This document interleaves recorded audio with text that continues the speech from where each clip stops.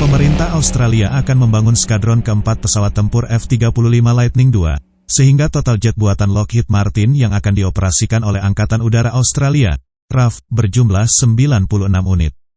Australia tidak hanya pembeli pesawat ini, melainkan juga sebagai mitra industri Lockheed Martin dalam program F-35.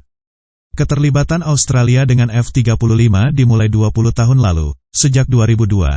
Di mana negeri Kanguru sebagai mitra Tier 3 dalam program F-35, Canberra telah berkomitmen untuk menghabiskan lebih dari 16 miliar dolar untuk mengakuisisi setidaknya 72 F-35. Saat ini sebanyak 54 F-35A telah dikirimkan oleh Lockheed Martin ke RAF. Tahun 2023 merupakan batas waktu yang ditetapkan oleh pemerintah Australia untuk membawa 54 pesawat tempur F-35 RAF ke dalam kesiapan operasional. Mengutip Bulgarian Military, Australia telah melewati masa euforia memperoleh jet tempur F-35. Saat ini yang muncul adalah mengenai masalah operasional pesawat tempur generasi kelima tersebut.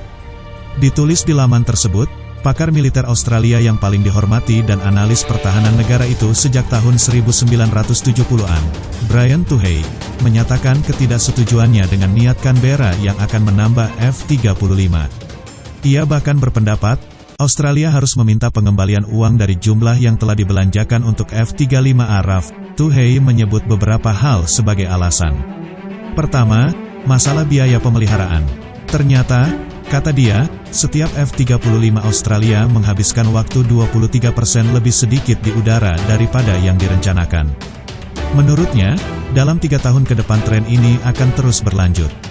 Ini berarti, akan lebih banyak waktu henti di lapangan daripada yang diantisipasi terkait peningkatan biaya pemeliharaan dan penyimpanan. Menurut catatan, Australia harus menyediakan 11 miliar dolar untuk mempertahankan armada F-35A Lightning II hingga tahun 2053. Hal ini tentunya segera menimbulkan pertanyaan, jika alasan berkurangnya jam terbang adalah masalah perawatan, berapa miliar lagi yang harus dibayar wajib pajak Australia untuk memastikan pesawat beroperasi hingga 2053, ujar Tuhey. Analis pertahanan tersebut menggambarkan F-35 RAF sebagai bencana total. Salah satu contohnya adalah bahwa 2 jet tempur pertama yang dibeli tahun 2013 seharga 280 juta dolar, saat ini sudah sangat tua dan tidak dapat ditingkatkan, mengacu pada konfigurasi Lockheed Martin saat ini. Anthony Galloway, jurnalis pertahanan Australia melukiskan gambaran yang lebih suram. Menurutnya, F-35 RAF sama sekali tidak memenuhi kebutuhan Australia. Ia mencontohkan, F-35 tidak dapat mencapai Laut Cina Selatan kecuali mengisi bahan bakar dalam penerbangan. Sebab, dengan radius pertempuran operasional 1000 km, sulit untuk mencapai maksimum 1500 km kecuali mengisi bahan bakar. Hal ini berarti RAF harus menempatkan pesawat tanker di udara, yang itu menjadi empuk jika timbul konflik dengan China. Galloway bahkan menuding, radius tempur F-35 dalam pertempuran sebenarnya hanya 500 km. Sebab, pesawat harus bermanuver, mempercepat, atau mengatur kecepatan. Saat memaksa dan berakselerasi selama pertempuran, maka akan lebih banyak bahan bakar dihabiskan. Secara otomatis akan mengurangi jangkauan operasional dalam KM.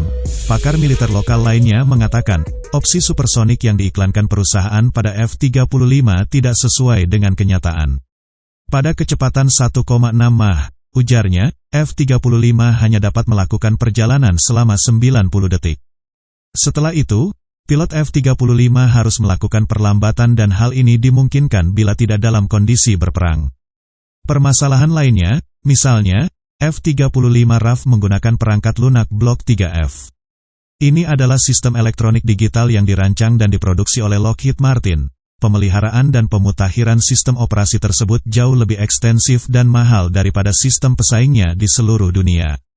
Dikatakan, pendapat ini bukan hanya komentar seorang analis Australia, tetapi juga komentar seorang perwira senior Amerika. Tahun lalu, Letnan Jenderal S. Clinton Hinod, wakil kepala staf USAF, menyatakan keprihatinan serius tentang perangkat lunak Block 3F. Ia mengatakan, blok yang keluar saat ini bukanlah blok yang saya rasa baik bagi AS untuk melawan China maupun Rusia. Menjadi lebih menakutkan setelah menjadi tahu. Bahkan, jet tempur AS sendiri tidak menggunakan perangkat lunak Block 3F selama latihan perang 2018 dan 2019, pungkas Hinod.